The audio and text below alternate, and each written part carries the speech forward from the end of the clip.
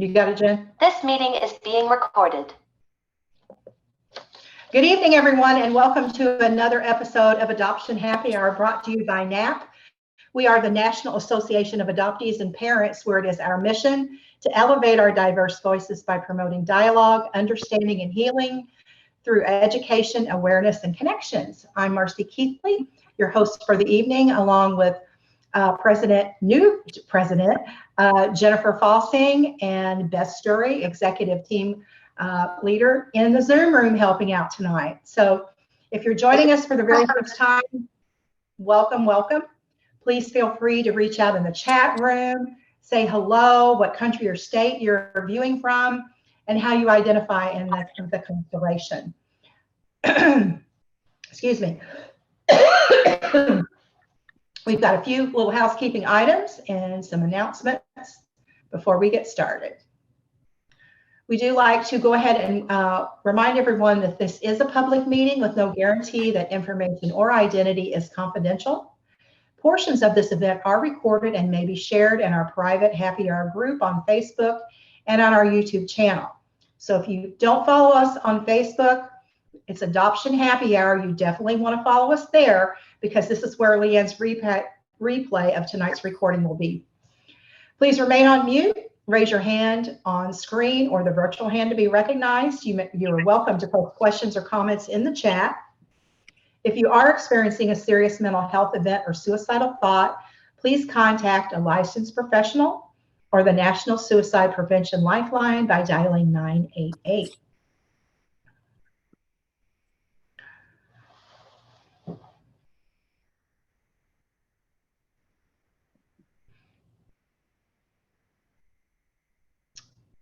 Okay, at NAAP, we've always got all types of programs going on. We wanted to remind everyone that Ask Dr. Joyce is a pilot that we've recently rolled out.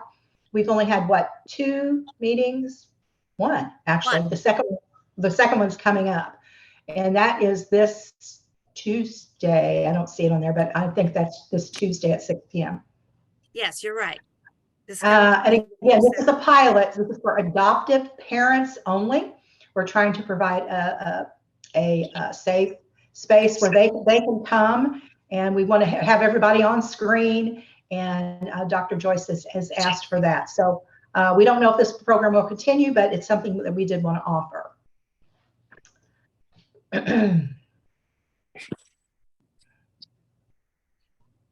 Here's just a review of our other programs. Of course, Happy Hour is first and third Friday. Dr. Joyce's other group, Putting Yourself Together After Reunion, it moves around a little. Actually, we had it this week. We also then have First Families, the second Thursday night, led by Amber Jimerson.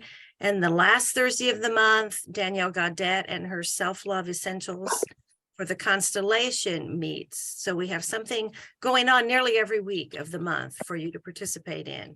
And then our big event coming up is our second annual mini meetup, September 15th and 16th, Journeying Together Toward Healing.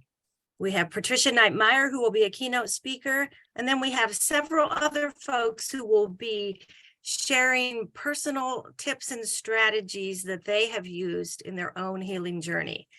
This will be at Pokagon State Park in Angola, Indiana, a beautiful, beautiful setting right on a lake. We were there last year and everybody just fell in love with the location. And we will be dropping links into the chat for you to register. We need you to register. We need you to reserve a room. And so people were excited when we announced this, but now we need you all to register. So we are really, really looking forward to this next opportunity to be in person together.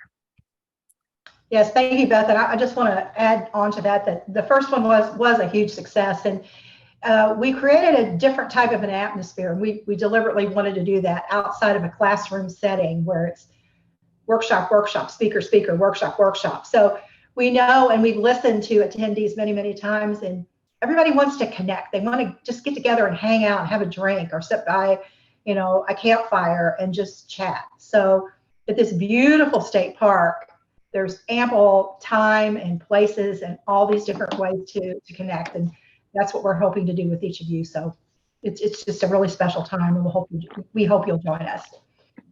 And apparently I'm giving boat rides. So David has already signed me up to give boat rides. I live on this lake right around the corner. So. And then the other thing I wanted to share, we had talked about this. They're close. So I wanted to bring this up. All you have is love, demand, deception, and the infant adoption industry. This is Lisa Lane Scott's project, focusing on family preservation, of course, with Renee Ellen. Many people that we all know and follow and support are in this, and they need to get to $25,000 for production. They're at 82% of that. They have 29 more days to raise another $4,000. So if anybody can help, even if it's $1, $5, whatever you can give. I mean, they're not talking about this being a YouTube show. They're looking at HBO, Netflix. I mean, this is going to be big. And Ridge House, he's one of the videographers. So if anybody could help and support that, we'd really appreciate it. And I'll drop the Seed and Spark link in. Thanks, Jen. Yep. Yeah, if you're not on mute, please go ahead and make sure that you are at this time. Thank you. I appreciate that. Okay, anything else, guys, before we go ahead and introduce Leeanne? Okay, well, thank you so much. Yeah, it's my honor to introduce our next speaker, Leeanne Hay. And it's kind of interesting how we met. We actually finally met at the summit in Louisville in March. But we worked on a committee with Right to Know, NAAP and Right to Know, for the last, year and a half to plan for the summit. So we met Leeanne there. She has a unique story as well. And after summit, we got to talking about this, our communities coming together and how important that was. The three communities do that. So, NAAP wanted to go ahead and give space to talk about NPEs. Just what is an NPE and how do they intersect with adoption? What does that have to do? What does one thing have to do with the other, right? So I wanted to have Leeanne on this evening. She's written a book called NPE, A Story Guide for Unexpected DNA Discoveries. And I'm just going to share a little bit about her with you, and then I'll turn the program over to you, Leeanne. Okay. She is an award-winning finance journalist whose work has appeared in newspapers, magazines, and literary journals. Her story, Hidden Measures, about a Black classical musician and his life's passion to diversify the American orchestra through training excellence in underserved neighborhoods, was a nonfiction finalist at the 2020 Tucson Festival of Books Literary Awards. An excerpt was published by the Dallas Morning News. Hay is a graduate of Villanova University with a BA in history, minors in sociology and criminal justice. While researching NPE, A Story Guide for Unexpected Discoveries, she earned professional certificates from the University of Florida, College of Social Work and Trauma and Resilience. She resides in North Texas with her husband and their miniature Schnauzer rescue pup, Arfie. Is that right, Arfie? That's right. Her name is Arfie. Arfie. So welcome, Leeanne, to Happy Hour. Thank you so much. And truly, the honor is mine. Marcie, Jen, and Beth, I truly appreciate you having me on because I want to share with others that we are more alike than different.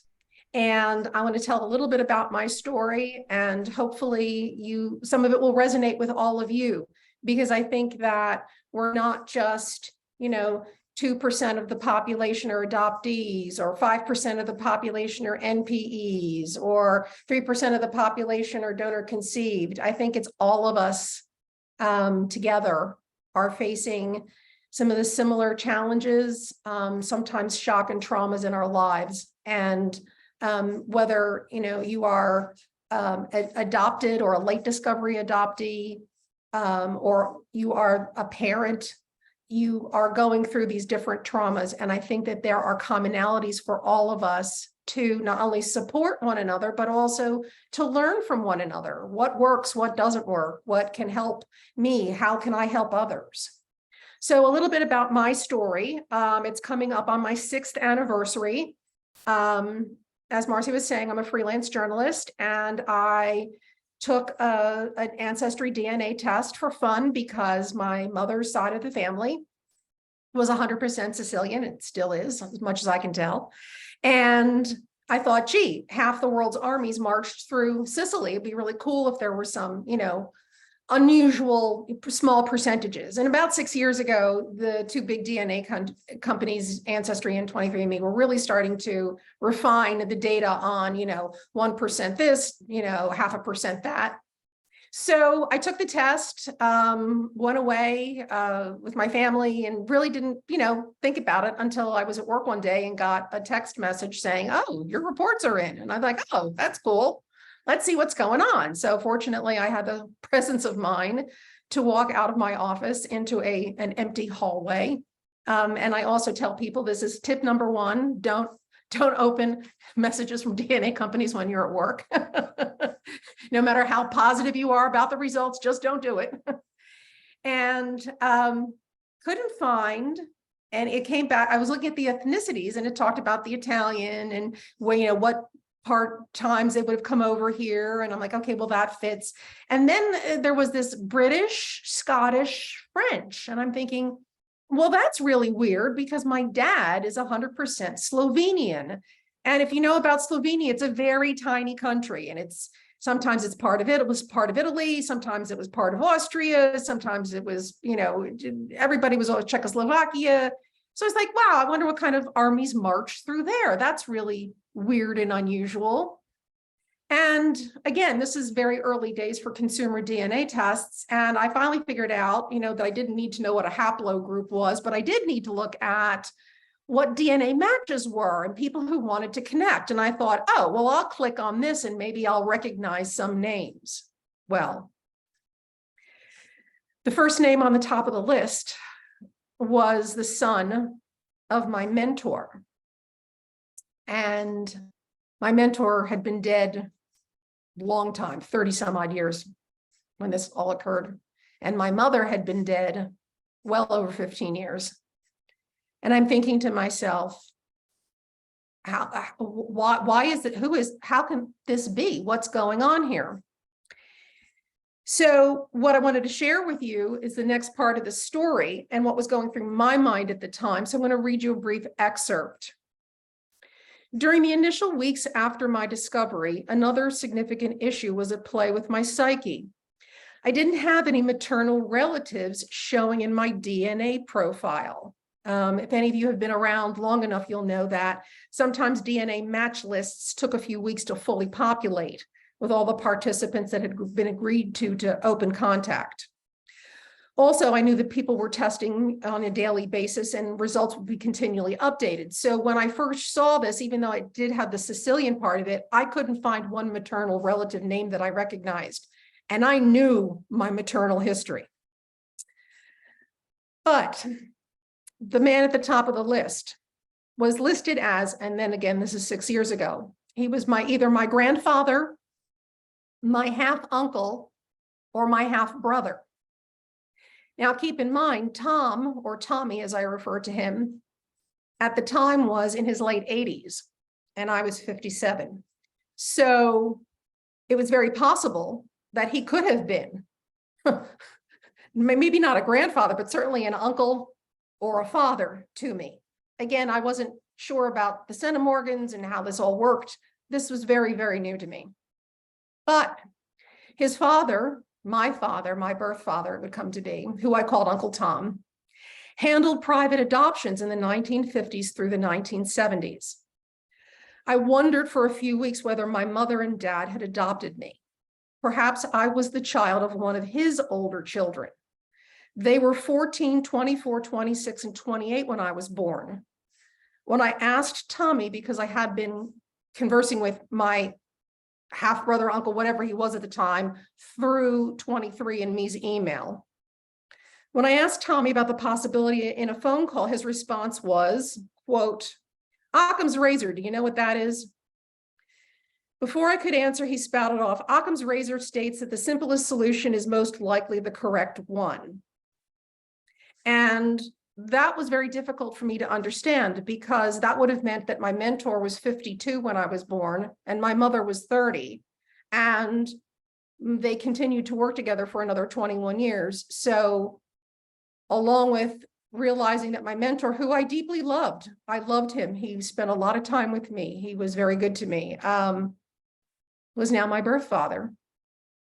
And I was not a late discovery adoptee, although I had wished that I was one.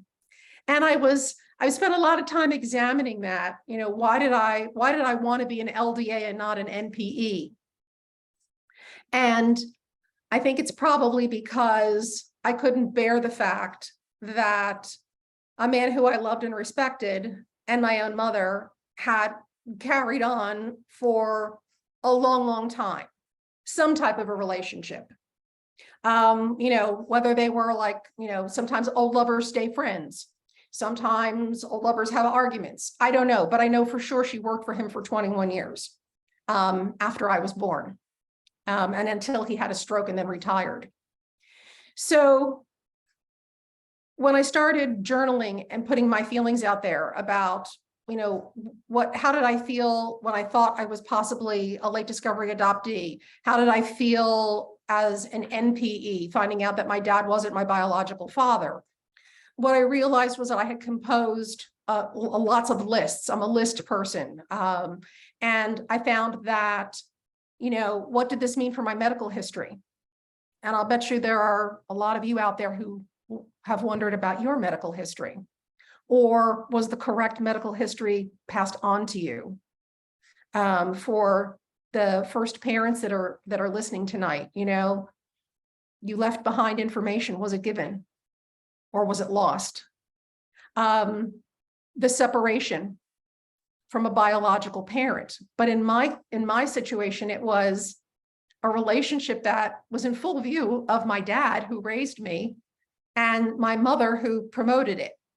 And when I was a sassy teenager, I know that's hard to believe, about 15 years old, 16 years old, I asked my mother out one day, does he spend this much time with his own kids?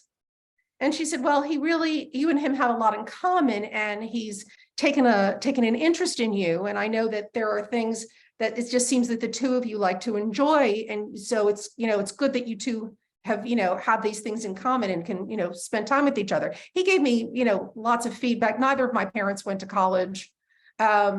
He helped me, talk about colleges, how to research them, spend time with me, asking me about my career goals, my education goals, as well as doing things that we both enjoyed. We both used to sing the annual Messiah sing-along at a big church in downtown Philadelphia. And that's where I'm originally from, where I was born and raised. We used to go to the flower show every year because he was an avid gardener, as I am, you'll see pictures on my Facebook of my most recent blooms of things. And when I found this out, and when I started looking at the things that we had in common, and I'm sure, as you know, when you have a discovery of any kind, bits of conversations hit your head, your memories, it's hard to sleep, there are physical reactions. I'm sure that everyone in this room at some time or another has experienced a physical reaction, and not a pleasant one, to this discovery, or a part of this journey of not knowing or not being told the truth on something that is so elemental to your core about who you are, or who someone you love is.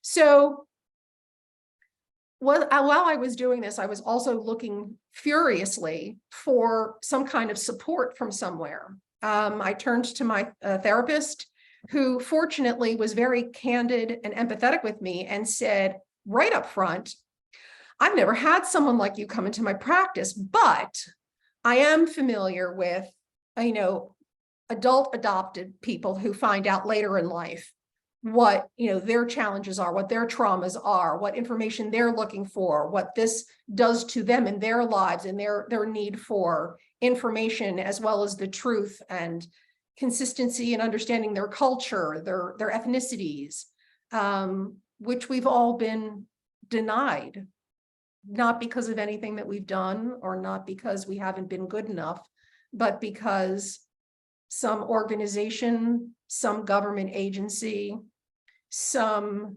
group decided to keep that from us.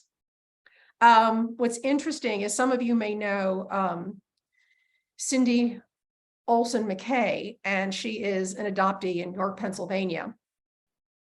And I called Cindy, this is, gosh, about more than a year ago. And I said to her, I've got a really weird birth certificate. I said, I've been able to trace through DNA, that I know that Uncle Tom is my father. I know my siblings. I've got that whole nut cracked. I know who my mother is. It is my birth mother, the mother who raised me. I've got that. I said, but why do I have an adoptee's birth certificate? And it took us a really long time, and the generosity of a councilman whose district I have never lived in, who was a proponent to help Pennsylvania adoptees. And if anyone is in Pennsylvania or you need a connection with somebody there, I've got the guy for you, and Cindy does too. But they had no answers for me. And I still have they have sent me document after document saying that an adoption was never registered in the state of Pennsylvania. They have no idea why I have an adoptee's birth certificate. I've got the original birth certificate. So it's not like I needed them to replace something or whatnot. And on my birth certificate, it says, I was born on February the 10th, 1959, but the birth certificate wasn't certified until December of 1962. And nobody has an answer for that. So the best that I can think about is because Uncle Tom was an attorney and because he did work in family law, that there might have been some kind of arrangement between him and my parents. I don't know. When I made my discovery, my dad at the time, who raised me, was the only one who was still alive. He was 93. He was not in good health. And I made a choice. And the choice that was in front of me was, do I confront my dad and say, hey, did you know this? And possibly, wreck and just traumatize him with this information at the age of 93.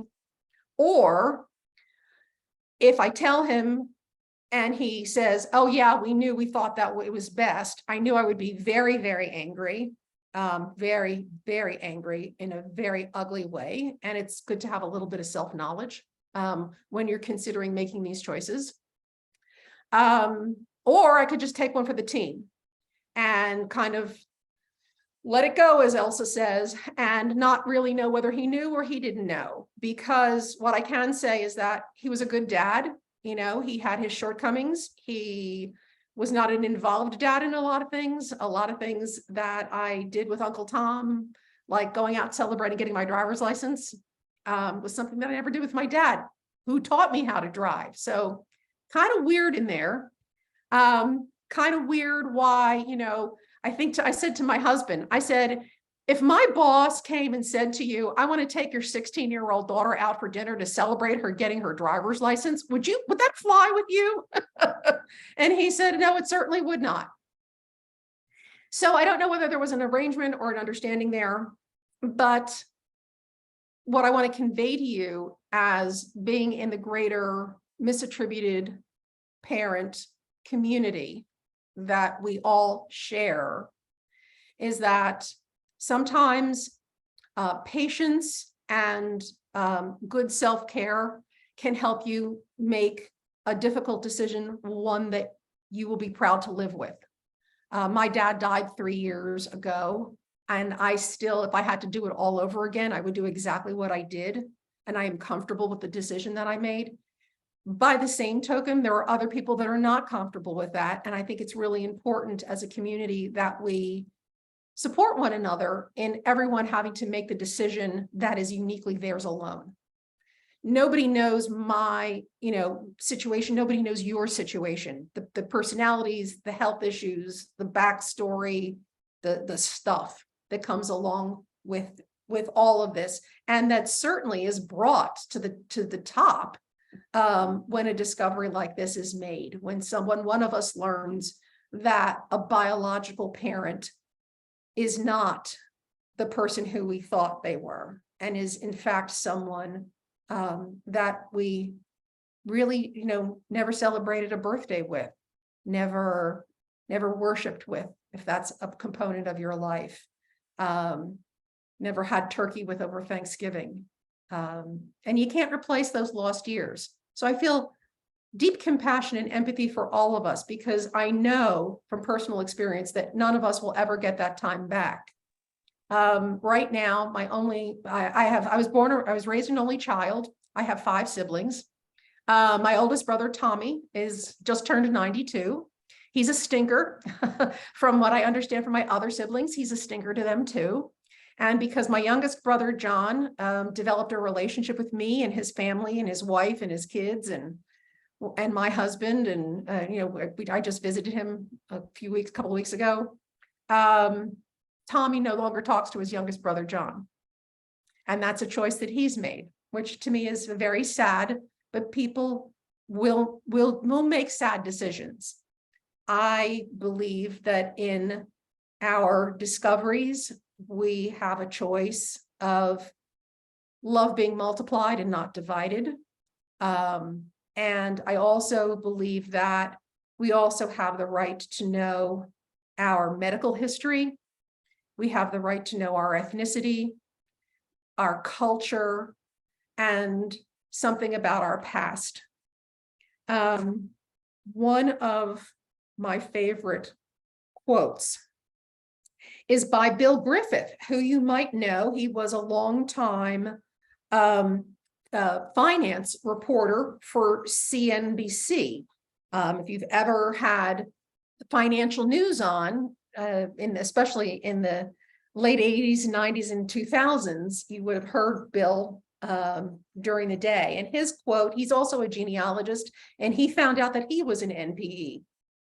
And he's written a great book for men that I do refer men to, because even as you can see in our group here, women are more likely to have needs and reach out for group type events, particularly when we share with one another. So I'm always hopefully lending a hand out there to men who are looking for resources as well. But Bill wrote a book, The Stranger in My Genes, about his NPE. It's a memoir. But he said, genealogy is the pursuit of truth. And if you choose to begin researching your family's history, you had better be prepared to accept whatever truths you uncover. And I think that there are people who eagerly want to know about their genealogy. They want to know the fairy tale of their genealogy, but they are often reluctant to want to know the facts of their genealogy. I was at a conference a couple of weeks ago. Jennifer was there as well. And I found it really interesting that DNA testing can take you back pretty accurately to who your genetic relatives are, to between 4 and 5 generations. But beyond that, when you hear, somebody, we're from the Mayflower, Henry VIII was my great uncle or whatever. It's a little bit harder, if you just go by the paperwork, it's a little bit harder to link that up. But for those of us that are searching in our lives for relationships and for information, as adoptees, as late discovery adoptees, as donor conceived people, as people who are NPE, which is a genetic genealogy term for non-paternity event. In kind of current lingo, people will say not parent expected. We are all linked by separation from our biological family. And I think that in our shared remorse and regret that none of us are responsible for, all we've ever done was take a breath and live. And I believe that We are entitled to that. And I believe that we are entitled to respect and information to make sure that we are able to pass that on to our children, that they have the information that they need, that they have the comfort of knowing what we didn't. And that is the truth. No matter when, I raised 4 kids of my own, and when I raised them, I would tell them, especially when they got into high school, please always tell me the truth, because I might not like what the truth is, but we'll figure out somehow, some way to work through whatever line you crossed. But if I catch you in a lie, all bets are off. Then fast forward, to 6 years ago, to find out that my mother, who I sat with on her deathbed for 2 weeks, talked about all the stuff that mothers and daughters go through in a lifetime, thought that we had found this place of peace, thought that when she passed, as I literally held her hand, that, we'd come to a good place, that the story, the chapter had ended, we had peace in our hearts, and that would be what remained. I was so angry. I was so angry when I found out about my dad not being my birth father. I literally thought for a hot minute about disinterring my mother's ashes from the columbarium and throwing them in a dumpster fire. And when I told my therapist that in my anger and pain, she said to me, "Would that make you feel better?"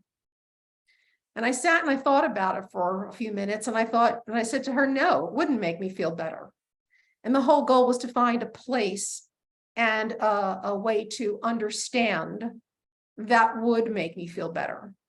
And for me, it was forgiveness. And there's a lot of controversy over forgiveness. In that, I think some people think forgiveness means, as Oprah would say, just because you forgive somebody doesn't mean you have to sit down and eat macaroni and cheese with them. So in other words, you can forgive someone, but that doesn't mean you're going to have an intimate relationship with them again. It doesn't mean that you're going to trust them again. It just means that there's kind of a period at the end of the sentence, that whatever went on before, this is now going to end, and it's going to release you. And I can understand how challenging that can be for some of us who have truly sad and horrific experiences with the truth that was withheld from us. So one of the things that I did was to do some research. It's always like, let's look at the data. Let's look at the hard data and who has the hard data. And I called the Mayo Clinic. And the Mayo Clinic is a teaching institution in Rochester, Minnesota. It's like 70, 80 miles southwest of Minneapolis, and got their permission to include a part of their study on what they call healthy lifestyles for adults in in-depth forgiveness, and how they were able to quantify that reconciliation is not necessarily the same as forgiveness, particularly if the person that you want to reconcile with or forgive is dead. Like, for instance, I had a dead mother and a dead birth father, and was really, really angry at 2 dead people. How far is that going to get you? And also, what happens if someone who's living, though, doesn't want to forgive you or doesn't accept your forgiveness? And one of the quotes that resonated with me was that, and this again is from the Mayo Clinic article, and I have that if anybody's interested. Think of forgiveness more about how it can change your life by bringing you peace, happiness, emotional and spiritual healing. Forgiveness can take away the power the other person continues to wield in your life. And I'm all about owning my own power. And I'm fortunate in that I had the foresight and the ability to have a therapist and go to a therapist. And I want everyone to know that there are lots of resources out there for those who do not have health insurance or do not feel that they are in an area where they can get support. There is what is called SAMHSA, and it is the national, let me pull it up for you.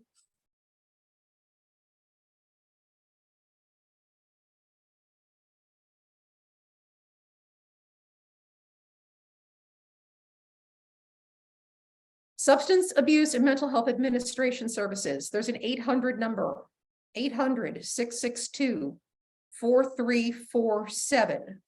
And they have a website that you can Google, but also you can call them if you are looking for free resources. There are lots of small towns that have branches of universities that have psychology departments that will have free clinics.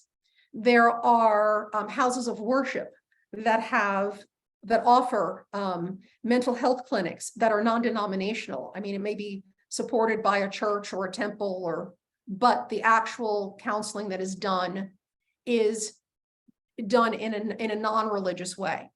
So I encourage anyone that may be struggling with that. And I was really glad and grateful that Marcie shared on her screen share the number for the Lifeline if anyone is in crisis, because I think that the journey that we are on, and to know our origins, to know our medical history, to know our cultures, and to kind of put into perspective, how a long-held lie has impacted our lives can impact us over a period of time.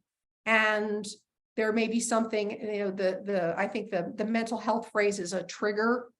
Or I think there's also people who, depending upon their situation, will have a flashback or can be disassociate when something traumatic reappears in their lives. And I want to make sure that all of you know that there is help for you out there that is literally only an 800 phone call away, or to text 988. And I can tell you that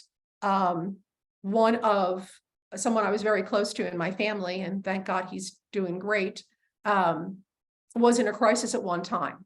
And I called the Lifeline so that I was able to help them.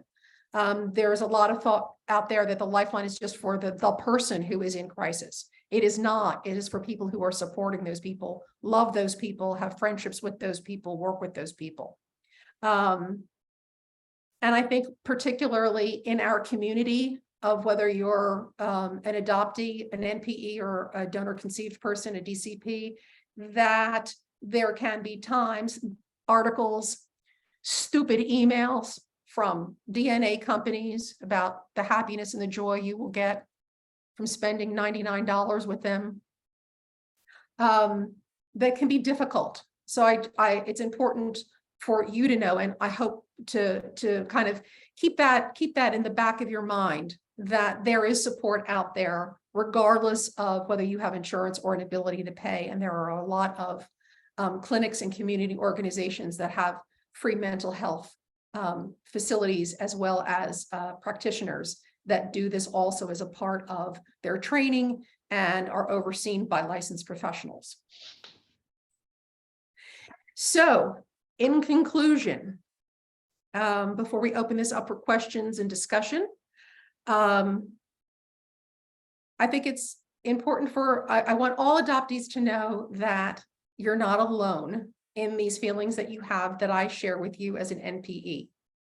And that whether it is writing a journal to yourself for and only for yourself, or with a mental health care professional, or something that you might want to share your story or write your book. I think Wendy, Kathleen, Janet is here joining us, and I think that she will shake your head yes to attest the fact that I'm more than happy to help anybody who wants to tell their story or is looking for avenues to tell it. I'm happy to share any information that I have to any of you, because I do believe that each of us has a unique story and that it is valuable, and I want you to know that I value it. So there are others out there who might not choose to share their story, who maybe just need to hear someone else's story. I think in Facebook groups, we've all seen people will write a comment of, oh, I'm just lurking here, or, I've never made a comment before, but, thank you for letting me into your group. I think it's important. I always say a quiet prayer, keep a quiet, good thought for those folks, because I'm sure it must be very difficult for them to step out, even on posts where you can even be anonymous. So I want them to know that there is empathy for them, and that they're in a safe space, like here with NAAP and all of you.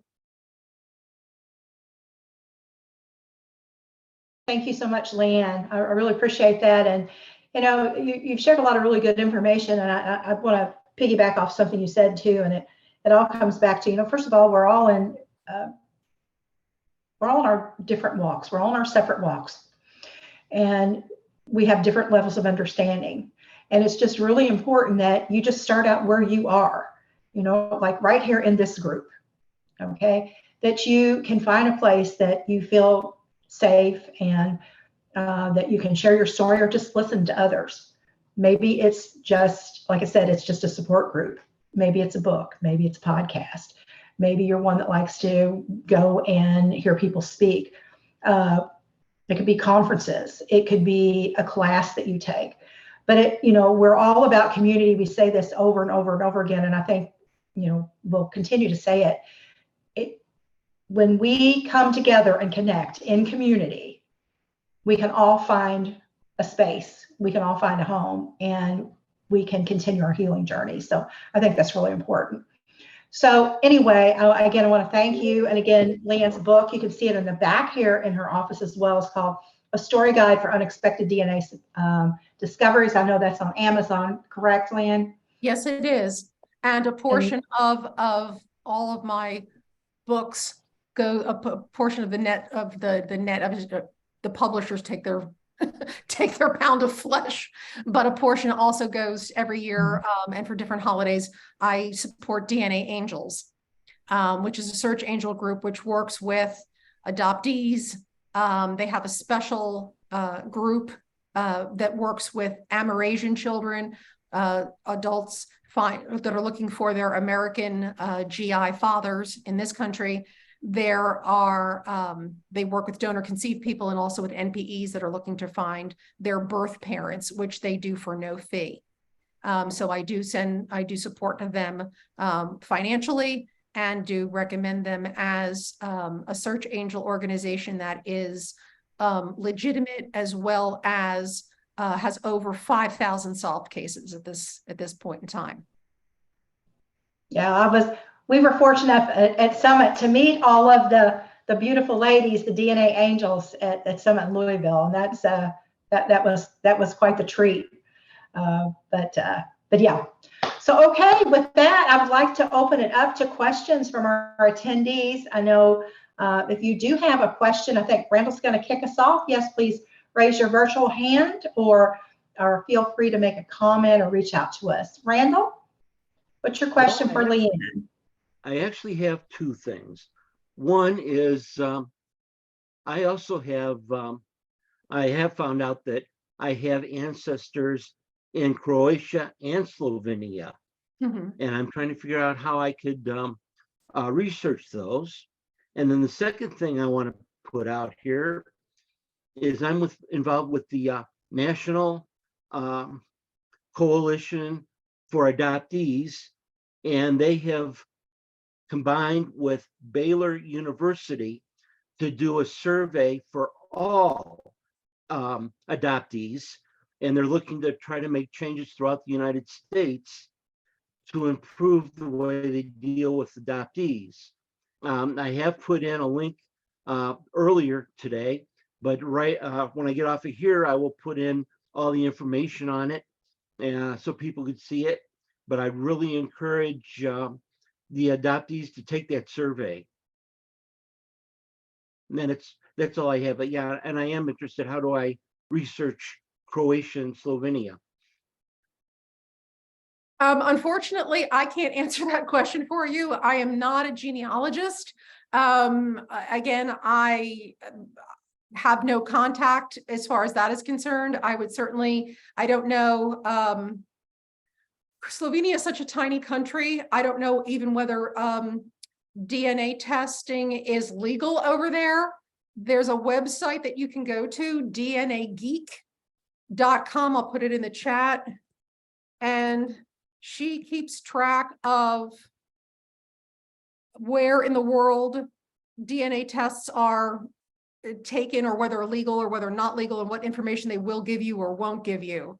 I can tell you that for a fee, DNA Angels will be happy to look into grandparents or great grandparents. I don't know how far back you are looking, and I don't know whether or not there's any connection to anyone in this country. So I would say you would probably need to contact a genealogist, and the best one that I can think of is Dr. Blaine Bettinger.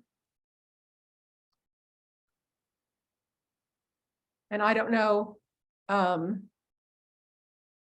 whether or not Blaine is taking private clients these days or not, but certainly Blaine could give you an answer. And I know that DNA Angels does have some contacts outside of the United States, but I don't know whether or not they would be able to. I don't know how far back you're looking, or whether or not these people came to the United States or anything like that. So I'm not sure if that would be a good fit, but they might have an answer about where you should look. Thank you very much. I appreciate that. You're welcome. You're welcome. Thanks, Randall. Okay, anyone else have a question or comment for Leanne?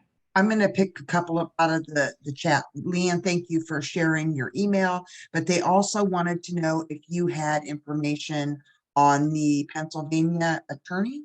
You had a name or anything you could share? yes. On the Pennsylvania, yeah, let me open up my email and pull that up. Let's see. Get this out of the way.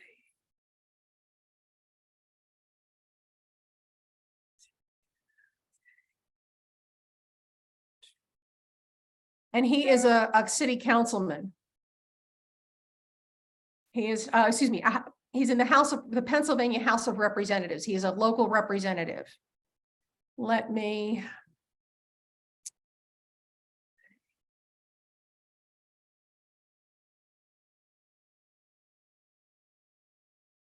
I'll tell you what, I'm going to have to go searching for that. Okay, we can always, if you get that, I can always email it out to the attendees. I will do that. Sure. Also, if you want to touch base with Cindy will know who I'm talking about, because that's who I got the reference from, and his office was but I will pull it up. I have his address and I can get it to you, and it's going to take me a minute to pull though. Okay, and then there's another question. This person didn't join us right from the beginning. So is your book about your personal story, or is it about, sorry, it just jumped. Somebody put in a long picture. Your how to write your own story as an NPE? Okay, that's a really great question, and thank you for bringing it up. Actually, it's a handbook, and it does include my story, but it also includes the stories of many other people. It includes the stories of late discovery adoptees. It just includes the stories of donor-conceived people. It includes the stories of NPEs. There are a whole bunch of ways, a whole bunch of varieties of circumstances that create an NPE. In my case, my mother and birth father had an extramarital affair. There are people that have taken DNA tests and found out that their mother, they're the product of a sexual assault. There are those that have found out that they are a product of incest. So there's more than one way to make an NPE. And what I did is the book started out as just me doing my journal entries. I then joined some Facebook groups, private groups, and when they found out I was a writer, people asked me, could I help them craft a letter to their new sibling, to their new parent, to their, to a doctor who took care of a deceased relative, to see if they could get information on records of health. And after a while, I started to realize that I was getting the same questions from different people. So I kind of sort of had templates. And I thought, there really needs to be a handbook on this. And that's what I created. And that's why I call it a story guide, because it is a collection of stories of myself, not just myself, but of lots of people who are who have experienced different misattributed parentage discoveries, as well as facts and research that was done on, for instance, on the topic of forgiveness. That you get a lot of that in chats. People, well, I could never forgive my mother. I'm like, okay, I accept that. And how's your health these days? How are you doing? And it's not about forgiving your mother, it's about offering forgiveness for yourself and kind of just sharing that for people to consider. Everybody's got to do what's right for them. There's also, information in here about things like DNA angels, on right to know, how to get in contact with different, how to evaluate a licensed professional therapist versus a coach. We have lots of folks in this group that are licensed professionals at what they do, as opposed to someone who, goes and takes a course for, $6,000 and all of a sudden they know everything. I think it's really important that people know if that's what they want, and if that meets their needs, that's great. But a coach is not the same as a professional counselor, right, Beth? Someone who spent a great deal of time educating themselves, like getting a license, keeping that license current, taking all those continuing education courses. So this is a resource book as well. And in addition is that I have found that a lot of people who are an NPE or in our community have purchased this book and given it to their therapist, because as of right now, still, there is not anything in the American Psychiatric Association nor the American Psychology Association of any type of a curriculum for their own members to study and to have to use in their practice. So there are footnotes in this book, there's an index, and it's also been a great tool for people to use to give to others who don't understand. I mean, how many of us have heard, especially in your community, oh, your parents are your parents. They raised you. You lived with them. Your mom's your mom and your dad's your dad. What happened in the past doesn't matter. Well, I beg to differ. Sometimes this is a tool that others have used to say, hey, read this book and then let's talk.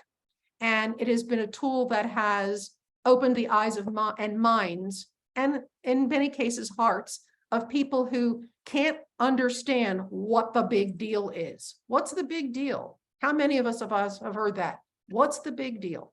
So this explains what the big deal is. This also is a roadmap for people to use who are in shock, have that trauma of, oh my gosh, who do I talk to? What do I do? Where's a safe place to go? How do I handle this? And also to let them know that they're not alone. Books can be very comforting. I know I have been comforted by many books in my lifetime, both nonfiction and fiction. So that was my goal. And thank you for the question. I hope that answers it. Okay, Leeanne, Jen, you're next. Yeah, I got my hand up. Okay, so Leeanne had mentioned that she and I were just in Richmond, Virginia at the National Genealogical Society. We were both exhibitors, different booths. I was there with Cara and we did a NAAP and right to know under Untangling Our Roots. And just to see kind of our baseline going into it, I don't know what you think, Leeanne, but Cara always says like 1 in 20 people end up with a DNA surprise. Whether it's, whoops, I was adopted and no one told me, daddy's not my daddy, whatever the situation was. And so we were asking people, as they were walking past our booth, hey, do you help people with their DNA searches? A lot of genealogists are still believe only in paper. And I'm like, well, paper Yeah. lies, but okay, good luck with that. Your tree's probably wrong. You've been working on forever. But a lot of people would say no, but then they'd walk up to our booth and then they'd say, oh, well, they were like really hushed about it. And I'm thinking it was 1 in 10 people that they were either a product of assisted reproduction, Mhm, they were adopted, or daddy wasn't my daddy. mhm. And we had that many people, but there is still, from these people that aren't in these support groups, who aren't going to conferences, who aren't on these Facebook groups, shame, because they leaned in and whispered this to Mhm. us. I Mhm. think it's a lot more common. What are your kind of thoughts on that? Oh, I agree with you. One of the things that was shifting in the overall NPE community was Baylor College of Medicine, their ethics and policy department did some research in 2021 and published it in February of 2022, and they actually got FTDNA, which is a smaller but still really huge DNA testing company, to open up their email list to them for a survey. And the survey question, or the survey email initial, was about, if you've had a DNA surprise and would like to answer some questions, we're doing some research on this and the ethics of DNA tests. They got in response over 30,000 people responded. That is, like, in the world of surveys, that's unheard of. Then when they went to vet all of these people, a statistical survey of national polling, you hear it particularly when elections are coming up, or if there's a big social program that's being, they talk about what the statistics say, are done on a sample of 1,000. Okay, and that statistically gives you an accurate percentage of what you're looking for. Of the 30 some odd thousand, they were able to cull over 23,000 of the people that responded to the survey either were NPE, had an NPE parent or grandparent, or found a sibling they didn't know about. Okay, if you add those categories together, it was a hard 10%. Okay, so that's 10% in immediate family. Who knows about going, further down the road than that? So I honestly feel, because when I talked with the lead on the study, Dr. Christine Guarini, and she said that one of the things they were looking at doing is like a stage 2 of the survey, and I think that's in progress right now. But she said that they never thought to bundle this all together. And I said, well, as an example, I said, when you go to Ancestry or 23andMe, they will bundle it as immediate family. Then it's family. And then it's distant family or distant cousins or 3rd through 4th cousins or 3rd through 5th cousins, whatever it is down the line. So immediate family, you, your parents, your grandparent, that's a nuclear family. And 10% hard data says that they've got that in there. And there were a lot of them that were my mother, my aunt is really my mother, and my sister, my sister's my mother, not my sister. Or my aunt is my mother and my mother is my aunt. And this was through adoption, through, backdoor adoption, where there was no paperwork. There was a baby, there was arrangements made, and that's how it all went down. So when you think about it, and I did the numbers on it, I said, okay, 10%. Beginning of this year, all the DNA companies, it was when there's actually more than 100 DNA companies out there. The 4 big ones are Ancestry, 23andMe, FTDNA, and Family Search. Excuse me, MyHeritage. And then there are a whole bunch of little ones that are out there too. But together, if you total all of the testing, and the most of the testing is done by Ancestry, there were 45 million people to date, just in the United States, okay, that had done these tests. If you think about just 10% of those 45 million, and this is not counting anybody who did a DNA test through a laboratory for medical purposes or genetic counseling and found these things out. This is just the DNA companies. 10% of 45 million is 4.5 million. That's more than the population of the city of Los Angeles. Okay. So imagine, if you want to think about it in terms of numbers, imagine the entire city of Los Angeles, everybody's an NPE. That's how prevalent it is among us. And what shocked me during the conference is with people coming up to the table and seeing the book and saying to me, oh, NPEs, I've heard of those. Look at that. Now those people have a book. I am not kidding you. Let's see, other comments. Oh, I know everybody in my family. We you know, there's no NPEs in my family. And I was just like, oh, wow, everybody in your family's done DNA testing? Oh, no, but the paperwork all follows. Follows the story. And I'm like, oh, good on you. I hope that works out for you, you know? And then I tell them that I am a member of the DAR because of autosomal testing. My birth father line goes back before the American Revolution. And I always wanted to be a member of the DAR, so I got that, you know. And it was really interesting for me to tell they were really, if anybody's out there, you're interested in pursuing that, both the DAR and the SAR, the Sons of the American Revolution, as well as any other groups these days, are accepting autosomal DNA. And I see in the questions that there was please explain what NPE is. NPE stands for the genetic genealogy term, non-paternity event. And that means when you're doing a family history, there is a break in the name of the father of the child. So for instance, back in the days of yore, or when the English royalty is doing their line, it would have meant an illegitimate child or a child born outside of the marriage. And as genealogy advanced and continued on, there were people that were often born outside of what was considered a legal marriage, but that did not necessarily mean that they were disowned or not in line for royal titles. And there's a chapter in the book that talks about the history of illegitimacy and how it really is, in terms of history, a very new thing, and hiding people, but honestly seeing that it's really dependent upon the veracity of the mother's line and how well situated she was financially as to whether or not her offspring were considered royal or would be landed gentry. Yes, and I see in the comments, Lynn Grubb, yes, those people. Yes, I was one of those people. I was just, yes, I can now say I'm one of those people, and I wear it proudly. Thank you.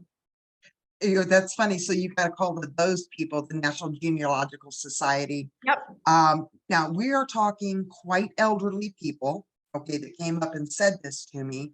When they're asking about who the National Association of Adoptees and Parents is and what am I, blah, blah, blah. And I got, oh, you're one of those bastards. I also got, oh, you're illegitimate. Mm-hmm. And Kara's head about exploded. And she said, you cannot use that kind of language. Mm-hmm. That was after the second day of hearing people say that to me.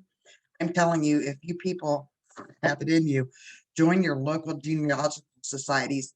This is the scary thing.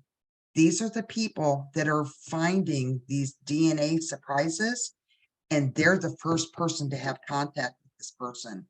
So Cara and I decided there's a lot of education that needs to be done in our local communities at these genealogical societies, that here's how you can help this person.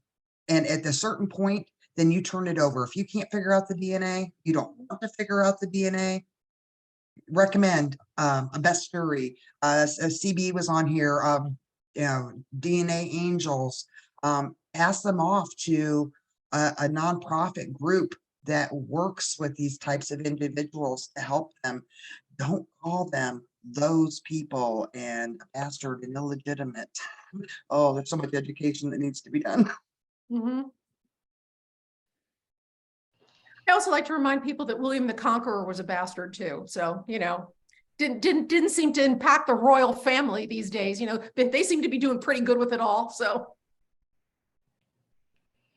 Lynn, you've got your hand up. You have a question for Leanne or a comment? Good to see you.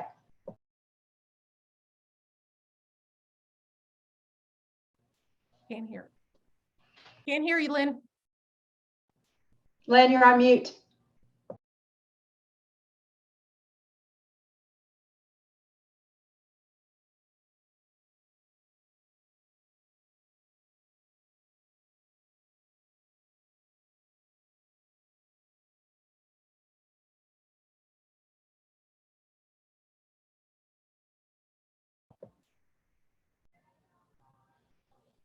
Lynn, can Okay, you hear? sorry, I'm There really you are. sorry. There we go.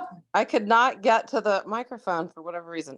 I've been a member of my genealogy society for several years, and I joined the DNA interest group initially. And I found out I was the token adoptee in the room. And so but I did have some opportunities to do some presentations, which was really great. A lot of people came up to me afterwards and said, "Oh, my so-and-so is adopted. Can you help me?" And I was really pleased to find out that a lot of the people in that group were very, very helpful to the NPEs and the adoptees who matched to their family. But I will say this, that group is now defunct. So the DNA genealogists got it. Now I'm just part of the regular genealogy. They don't get it as much. And the DAR and the other group, I have a real issue with them because when I didn't have any proof of who I wasn't, I couldn't join DAR, DAR. And I felt like we were discriminated against. So anyway, I Right. just had to throw that out there. And you know what? It began in 2014 was when they first started accepting people based on DNA evidence. Oh, I didn't know that. Yeah, Okay. that's when they first started, and now they accept. I just submitted with my papers, my autosomal DNA test. I had uploaded everything to FTDNA. So Okay, that's good to know. Thanks. I yeah, appreciate this talk. It's really you're interesting. welcome. I'm one of the first, so it was really exciting. It's just like Oh, blaze that trail. So needless to say, I am on a mission, particularly since I live in Texas. There are a tremendous amount of women of color whose descendants, believe it or not, were involved in the American Revolution from the state of Texas that are eligible to belong to this group. And the group has a lot of benefits. And it's not your grandma's DAR anymore, which is nice. I had no idea. That's so great to know. Thank you. You're welcome. You're welcome. Thanks for asking. Sure. Okay, Diana. Hi, Leanne. Thank you so much. You've been great. I learned a lot. I always learn something. Thank I you. think I learn something every time I come on. But anyway, you're talking about the DAR. I discovered recently, about 2 years ago, I'm a DAR. And until a few years ago, I always thought both my parents were Canadian. My surprise was, It was an American. And that goes back to the DAR. Now, my grandmother, I was able to get her death certificate, and that was out of Seattle, Washington. But I know what state my father was, and I know he's passed on, but they said without his death certificate, I can't get the DAR qualification, even though I could show it on the tree. So any suggestions? Yeah. That Okay. was 2 years. That was 2 years ago. Okay. So what I would suggest is that you get your information uploaded to FTDNA, okay, which gives you the autosomal DNA. All right. So that's step one. Step two, I also needed, do you have any siblings or cousins or any connection with that side of the family? Well, I might as well get it all out here. I might as well, if I can't tell you ladies, I can't tell anybody and gentlemen. I did discover that I do have 2 siblings, and one is younger than my son. Mhm. My father, my biological father, had his child when he was 56. Mhm. Al Pacino, I guess, and then little joke. I got And it. then a few years later had Yeah, yeah. another one.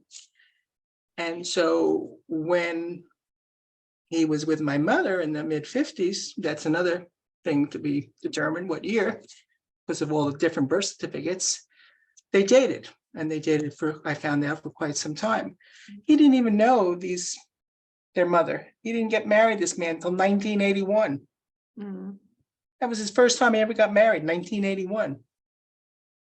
So no, they don't want to. Okay, so yeah, it's you not can, gonna work.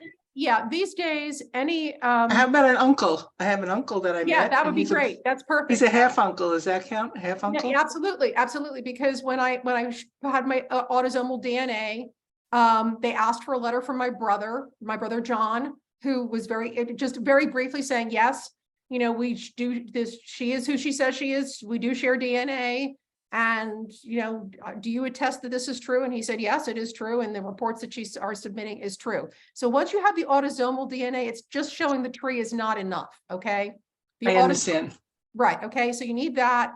They're going to ask you for some type of documentation, and then they will the DAR has their own genealogists, and you will give them access to your tree on Ancestry, and they will go. Oh yeah, that's no problem. Yeah, they'll go digging in your tree, and they'll be able to trace things and whatnot. But having all those documents there, I mean, it took them. I was like known as like the case that wouldn't end.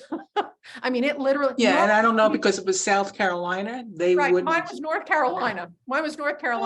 Oh, okay. Thank God, old Uncle John got captured by the Yankees, or I wouldn't be here right now, because that's what kept him alive in the Civil War. So what I encourage you to do that. It's not that difficult. And if you fill out the paperwork, explain the situation, you will find. What state are you in? I'm in South Carolina currently. I'm in South Carolina. Terrific, terrific. Yeah, South Carolina has an amazing genealogical society there. And you don't have to get all that stuff together yourself. Just get the papers from your local DAR, go on their website. I did, and that's the ones who told me they needed, that's the ones that they told me, her name, I'd have her name and everything. I could always have a discussion with you. She's the one that told me that we need your father's death certificate. Okay, you'll be able to get that. What state did he die in? Died in Denver, Colorado. That's not a problem. That's a good Okay. state. Of all the states he could have died in, that's one of the better ones, because all you need to do is to present the document to them and say, I'm his daughter. That's how I got mine. My brother Tommy, my oldest brother, when I was going through all this crap at the beginning with him, before John and I reconnected, he didn't want to give me any information at all. In fact, he actually tried to stop me from getting my autosomal report. My own autosomal report, he tried to stop, the stinker. Oh my gosh. 92 years old, he's still a stinker. Anyway, so Thank you. Shoot me an email, okay? And I'll walk you through. Okay, I the will. steps. Okay. Okay, thank you so much. Diana, just so you Yes. know, if you come to our next summit, we've I sort know, of I'm softly coming. It's announced that it's in Denver. Denver, but we had to change the dates. It's the 25th through the 28th of April in Denver. Okay, let me just write it down. 25th Through the 28th. through the 28th. Yeah, so save that date. And if you don't have his death certificate by then, you and I will take the train. We'll go get his death certificate. Okay, great. Because, maybe there's a couple of things that maybe I can get somebody to go do with me. Yeah. I have scoliosis, so it's a little harder for me to get around. Yeah. But I get around. Yep. Trust me. Leanne, they're asking for your email again, if you don't mind dropping that in again. Sure. Thank you, and thank you, Jennifer. Yeah, DAR and SAR is interesting, and I mean, I did it to prove my lineage. But I do have a question, just because of what weekend this is. Mhm. What does Father's Day feel like to you? And I realize they're both gone, but kind of what are your thoughts on Father's Day now that the rug's been pulled out from under you? That's a really interesting question, because I was thinking about that myself.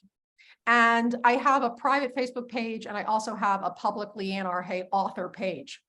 And I try to post on my author page things that will resonate with all of our communities. And I've been really struggling with what I wanted to say. And this year, I'm focusing in on my husband. I'm focusing in on what I have in my life and what I'm not looking at, oh, my dad, he's not here anymore. He was my father. I'm looking at my husband in my life as the father of our 4 children, because we are a blended family. My husband was a very young widower, and I was a very young divorcee from a family law set in divorce. It was that bad. And he raised my daughters, and his sons are my sons. And how I look at that, I look at the men who are the godparents to our children. I look at, that's where I want the focus to be. I want the focus to be on who's here right now.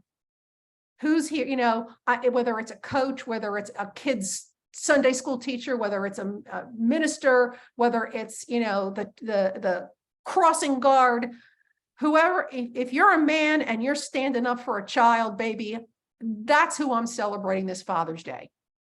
The ones that are closest to me, my brother-in-law, Tom, my brother, John, who has 10 kids in a blended family of 10. That's what I'm celebrating, and that's what I'm focusing on this year. Good question. What's everyone else doing?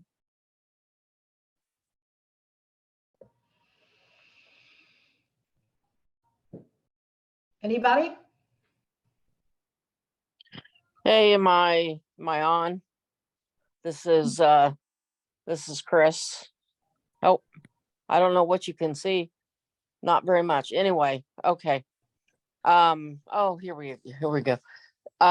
This is the first year that I've known who my paternal father is. He was an amazing person, so I call him my dad. And I'm gonna go hang out at the cemetery, take a chair and sit and talk to him. I decided I just wanted to spend the day by myself. I come from an Italian family, and my brother likes cannoli, so I'm gonna bring him cannoli because he's been paternal for me. But I just feel lost. I feel so much loss. I don't know how to communicate it to anyone, so I'm not gonna even try. I'm just gonna sit there and I'm just gonna talk to him. Thank you for sharing that. That was a very personal thing for you to share. And no, I'll keep you in my thoughts. And I wish you. And I do want to say to you that I appreciate you talking about the legitimacy of the loss, because one reason why this is hard for me is that nobody really thinks I lost anything. They think I actually found something, which I did, but I also have 57 years of Italian festivals I've missed. I miss Father's Day. I missed so much. I feel so much loss, but no one around me acknowledges that. And that's hard. So it's nice to be in a forum where someone says they feel the same way. You are, and it's a safe place to say it too. We get it. And I'm sorry you're going through this. And I know this can be a very hard weekend for lots of folks. I did find it's Ancestry that's doing the Father's Day DNA. Oh gosh, yeah.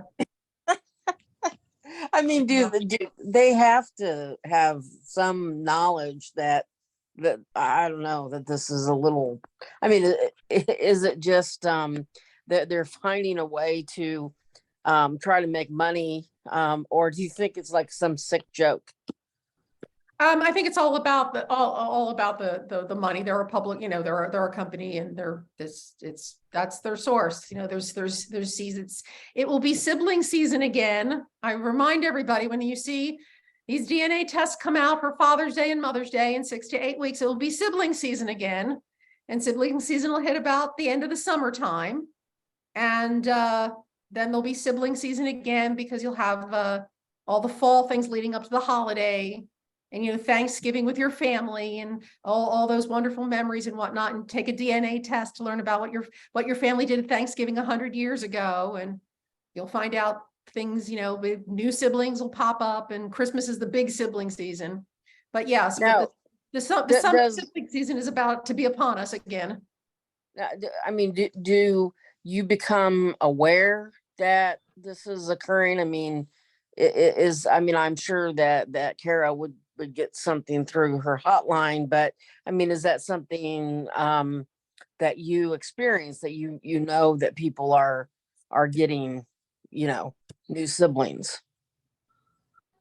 I don't know if that makes sense.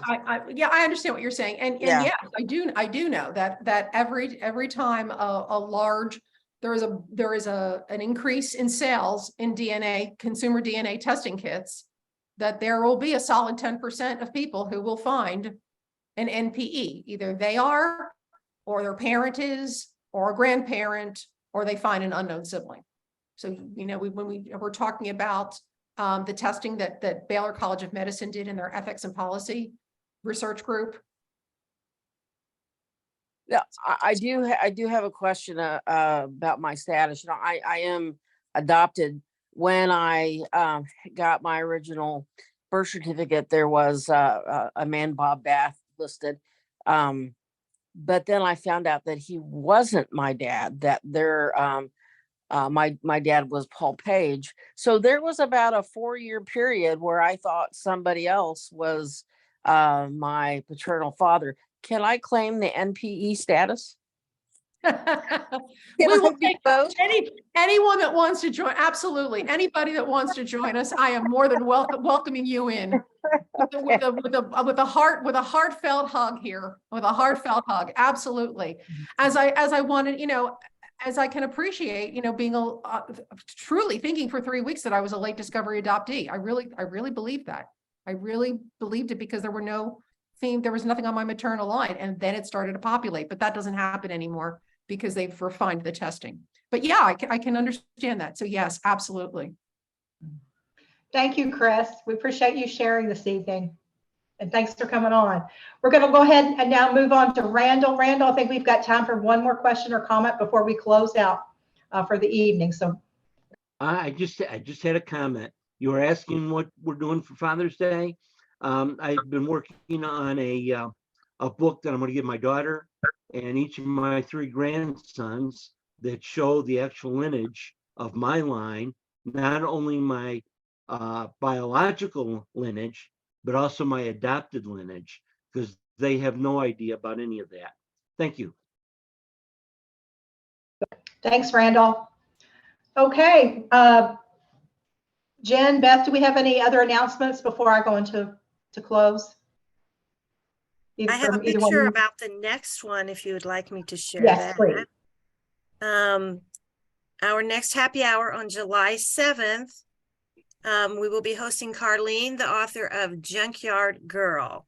I recently read the book and loved it, and then she reached out to us because she heard about happy hour. So she's going to be with us on July 7th. Great. Yeah, that's going to be a good one too. Thank you for bringing that on, Beth. Okay, so that's a wrap from us. We want to wish all the fathers out there a happy Father's Day this weekend. We want to thank our guest speaker, Leeanne Hay, for joining us tonight, Leeanne. And we would like to give you our signature round of applause. Everybody get their hands up for having Leeanne on happy hour this evening. And thank you for having me. This is my signature heart for You're everyone. welcome. Thank you so much.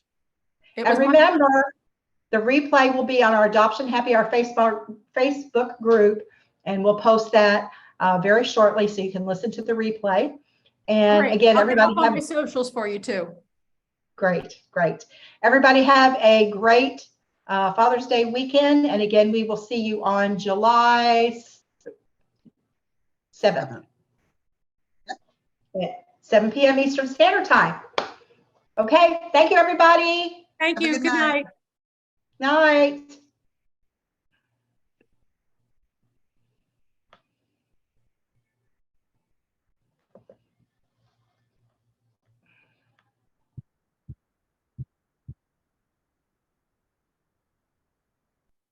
So Beth, I still can't figure out who the summit attendee is, but everybody is like, oh, talk to this person. I can see her face. Danielle Gaudette said she was talking to, what's his name? Who was the guy right next to her? Booth. Fred Nicora? Fred. And I Fred told Nicora, Fred, and yeah. he goes, oh, he goes, I can picture her. You're kidding. Well, He we said, need but to pull I pictures then. What about Michelle? Michelle Kriegman does not know? haven't heard back from her yet. Because I think I was standing in a group of people where it came up, and see, I think Barb was part of that group, but Michelle was, and Fred was, and Danielle was just a group. Well, maybe Danielle was, but a group who didn't go into one of the sessions. Can But we possibly use the Stop the email recording. list? Oh, yeah, thanks. I'll just trim it off. I'm going to stop the recording. I just did, didn't I? No. You started it recording again, but it